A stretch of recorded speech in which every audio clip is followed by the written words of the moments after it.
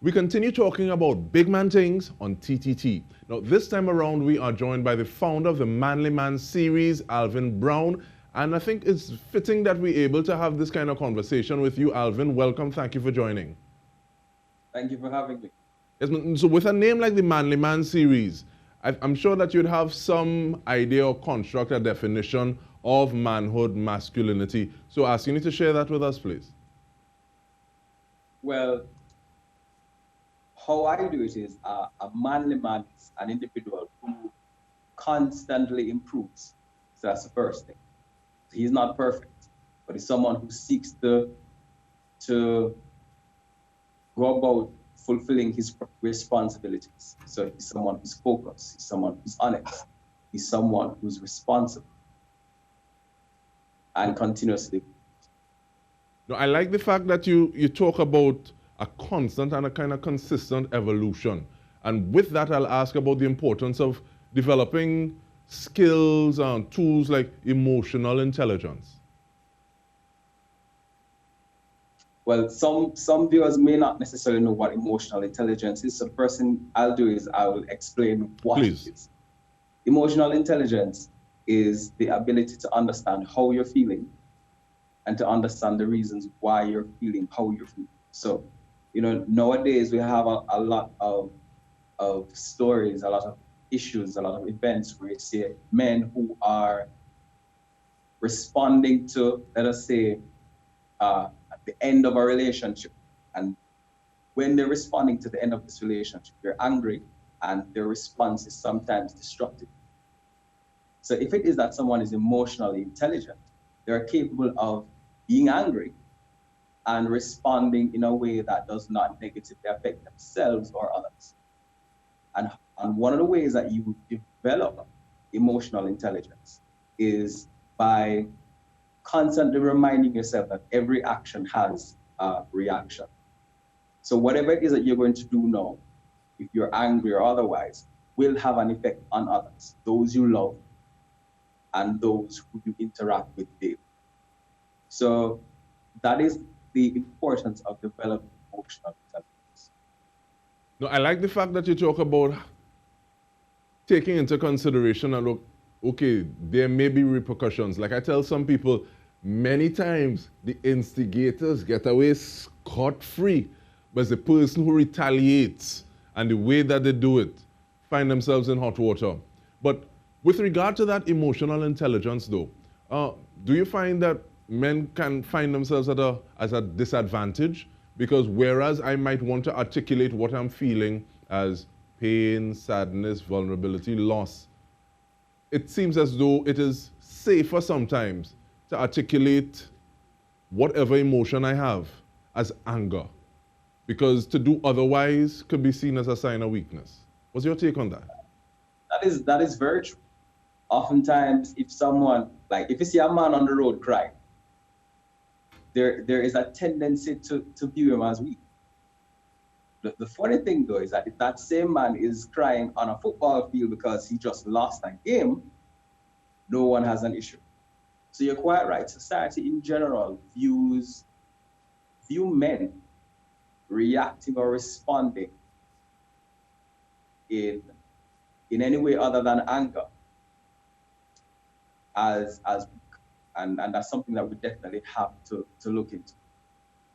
But with regard to opening those spaces though, to increase the areas where it's allowed for me to bust a two tears and cut some onions, so that is more than just the football field. What are some of the things you think are needed to go into the equation, some of the factors we need to consider to say, okay, well, even if you still can't cry everywhere, but it might be all right to cry here as well as on the football field? Well, one of the things that people need to do is to create those, it's kind of cliche, but to create those safe spaces. So if it is that a man has his son, he can look on his son and say, here's the deal. There's nothing wrong with crying. But you have to recognize, so it depends on where you cry. Where you cry will elicit a response that may or may not be negative.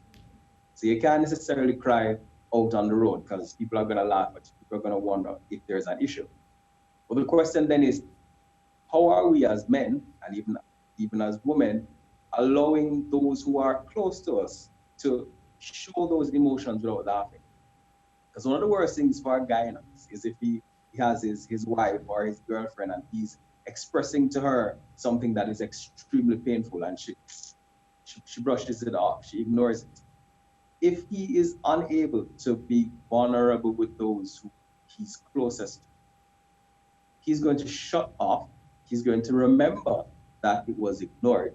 And in a few days, in a few months, in a few years, we're going to be wondering why he's going through things and he's not speaking about it. Because it's a defense mechanism. I mean, nobody wants to be laughed at. And certainly no one wants to be laughed at their most vulnerable state, in their most vulnerable state. So what we can do is look into ourselves and see if we are the type of person who can provide that safe space. If we're the type of person who others can be comfortable with being vulnerable with. I like the fact that you talk about looking into yourself, because it's one thing to say, okay, well, you may get a different reaction if you do it here than here, but at the same time, should that matter? If you're comfortable within yourself to be able to articulate an expression or an emotion in that type of way, should it matter that this person is laughing at me because I'm comfortable enough within myself to do that? And this is my genuine feeling, and it's my genuine reaction to my genuine feeling. I would say that it does matter. And unfortunately, it does matter. It does matter because social media. So if the wrong person see you crying, you're gonna be viral before the hour is through. And you may have a long list of comments and commentators. You know, recently I saw a man, funny that you should mention that. I saw a man recently crying because he got his heart broken by someone whose name I will not call. And people on social media, some to be fair, some persons felt it for him, but a large number of persons were laughing. Apparently he had sent a message. I'm not sure if he had sent it to the young lady directly or not, but however it was sent, it was received by the entire Facebook family, and a lot of persons were crying. So it does matter, unfortunately, because again, society can at times not be very kind, and therefore you have to protect yourself. One of the things about emotional intelligence is, again, recognizing that there are repercussions. So yeah, you want to cry. Is this the best place? What will happen after? And I mean, it may seem very draconian, but you have to protect yourself. And one of the things about society and this time that we're in is everything is online. So yes, you may want to cry, and the question is, there's nothing wrong with crying, but if it is that you cry now in this space, what will happen next? And again, it sounds draconian, but we have to take those things into consideration, unfortunately. It makes me think of things like, okay, well, some of those coping mechanisms, do we walk away, take deep breaths, how it is you do it? And I tell people constantly, I am very glad that when I was out and about, one, there wasn't COVID, according to the Prime Minister, and two, the phones were dumb. There was no smartphone when everybody chicks.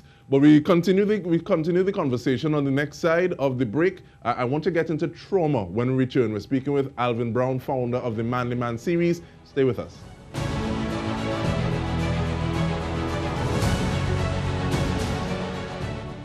Welcome back. We are speaking with the founder of the Manly Man series, Alvin Brown. And Alvin, we spoke about some things that, and so you cited that example of the message that went viral for all the wrong reasons.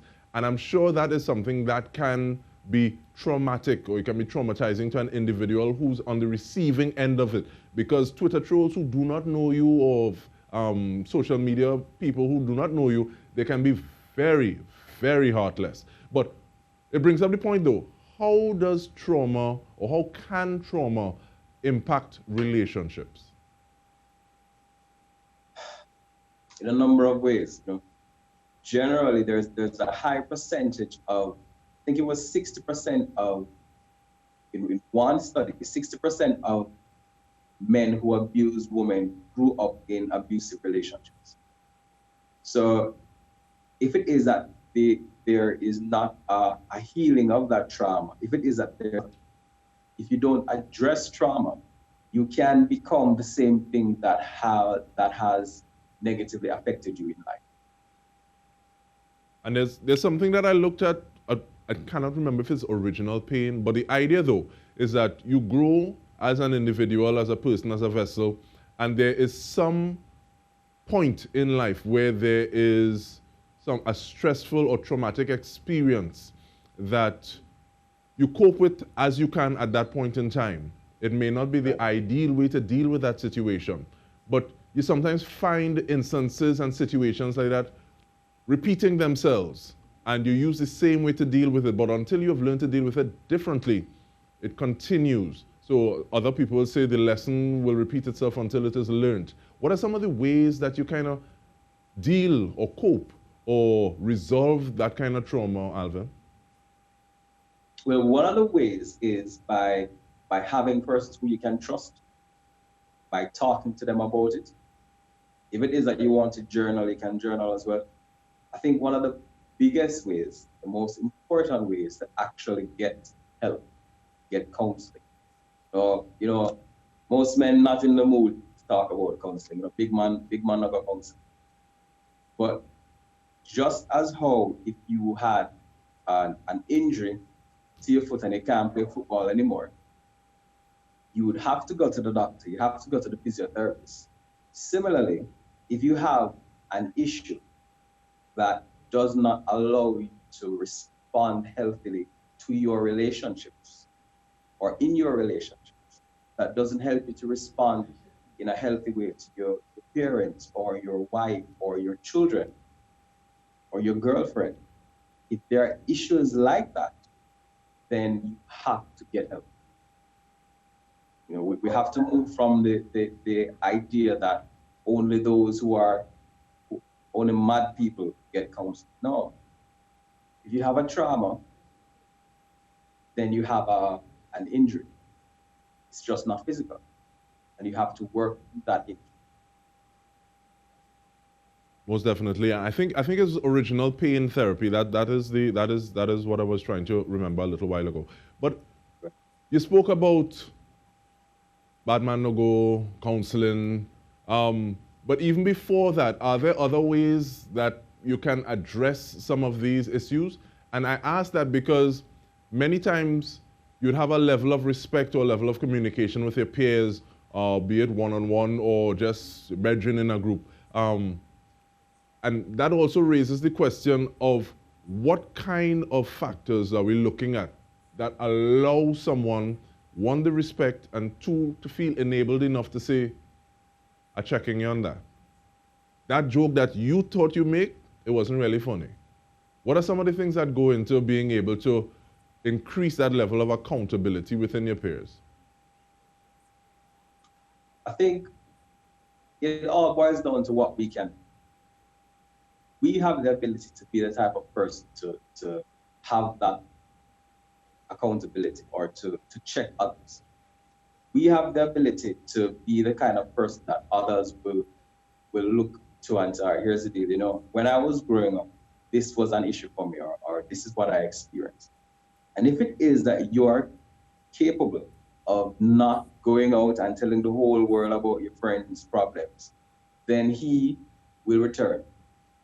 He will recognize that this is a space where he can be vulnerable. And what tends to happen is if it is that you are a real person, then at some point in time, you're going to realize that your circle becomes a circle of real people. That at least that has been my experience. So yeah, you if it is that you have gone through trauma, you do need to go and get counseling. But not only that, you have friends, or you should be able to have friends who you can explain to them that, all right, here's the deal. These are the things that has happened to me in the past. And once they recognize this, then they are better able to understand when you get triggered. Because, you know, here's the deal. Usually, if you watch Law and Order or any of these episodes or these shows with court cases, what they'll do is that, here's the deal. This individual has committed XYZ crime. However, this was his child.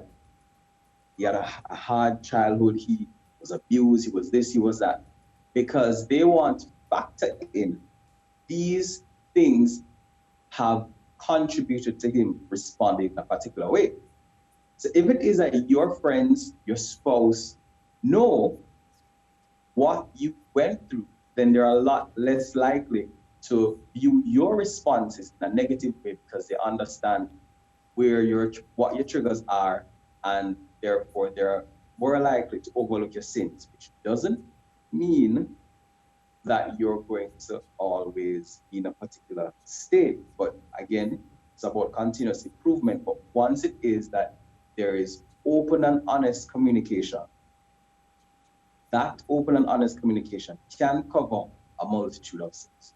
But apart from just understanding why a particular course of action or behavior would have been taken, can it also help in a proactive manner so that I see this and I know this is a trigger, so I try to head my brethren off at the pass, or I try to turn them away from it, or start to talk to them one time? Because so like in primary school, one of the last sentences many times you would hear before the first hand pass is "not my mother, boy." So in terms of like, okay, well, we're not saying that, or we hear that something, so we start to talk to the brethren one time. Can it be done in a proactive sort of way? Definitely. And also, sometimes even better. In addition to that, just us recognizing our trigger and taking steps to get out of that situation. So let us say that a man is he tends to be someone reacts violently. If it is that there is something that is going to cause him to become upset and be tempted to to behave in that way, then he steps out of the situation and he practices self-soothing. And I guess you coming out of, well, sorry, not you, but an individual understanding their trigger, it also helps so you're less a slave to it, so you can deal with it a little more. But in terms of just having about a minute more, I want you to go over journaling, please, Alvin. Because the same way you broke down emotional intelligence, I want you to give us an idea of what journaling is, how it is you do it, especially since some may look at digital platforms as opposed to books, and what, if you want, the pros and cons of that. But last comments are yours. All right, so one of the things you can do is to write down what has happened and how those things have affected you. Of course, you don't necessarily have to write. Some individuals don't like writing, so they can actually take a video of themselves. They can talk about, you know, that clown on the road that tried to bad drive me, and just be honest about it. You know, I wanted to, of course, whatever it is that whatever expressions you use, it's always a good thing to ensure it's secure so that it's not randomly released out there. But the whole idea is to be emotionally honest with yourself about what you're feeling. Again, a lot of people believe that there's something wrong with being angry. There's nothing wrong with wanting to become physical with someone. The issue is when you take that thought and you go down the road and lick down the person that bad drive. So being emotionally honest with yourself about what you want to do, and then recognizing that this is wrong because these are the things that can happen, are a good way to journal. Definitely. And we want to thank you very much, Alvin, for your insight and for making the time. And we also want to say on behalf of the entire news team, I'm DK Rossa, thank you for joining us. Have a good night.